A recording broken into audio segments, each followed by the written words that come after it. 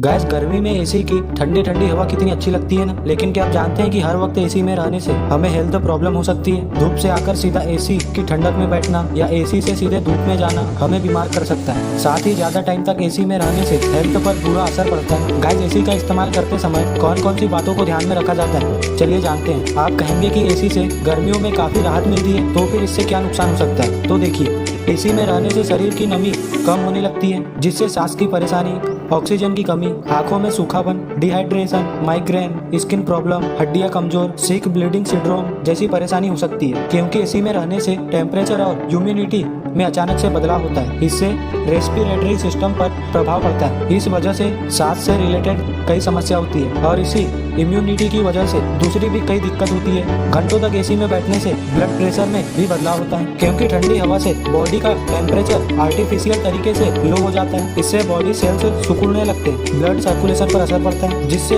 Low blood pressure, सिर दर्द, चक्कर, उल्टी जैसे परेशानी होती है। अब आप ये सोच रहे होंगे कि गर्मी के मौसम में हम एसी में रहकर गलती कर रहे हैं, लेकिन ऐसा नहीं है। बस आपको सही समय और सही तरीके से एसी चलाने की जरूरत है। जैसे बीमार होने पर एसी में नहीं रहना चाहिए, धूप से आने के बाद एसी की कूलिंग में नहीं रहना चाहिए और एसी की हवा से निकलकर तुरंत बाहर नहीं जाना चाहिए। कूलिंग मोड का ध्यान रखें, साथ ही एसी 24 से 25 डिग्री पर ही चलाएं। कमरा ठंडा होने के बाद एसी बंद कर देना चाहिए। ऐसा करने से हेल्थ ठीक रहेगी। गाइस, आपको एसी के बारे में जानकर आपको कैसा लगा, कमेंट सेक्शन में लिखकर जरूर बताइएगा। और ऐसी अमेजिंग इंटरेस्टिंग वीडियोस के लिए एनके मोटिवेशन चैनल को सब्सक्राइब करना मत भूलिए। मिलते हैं अगले वीडियो में।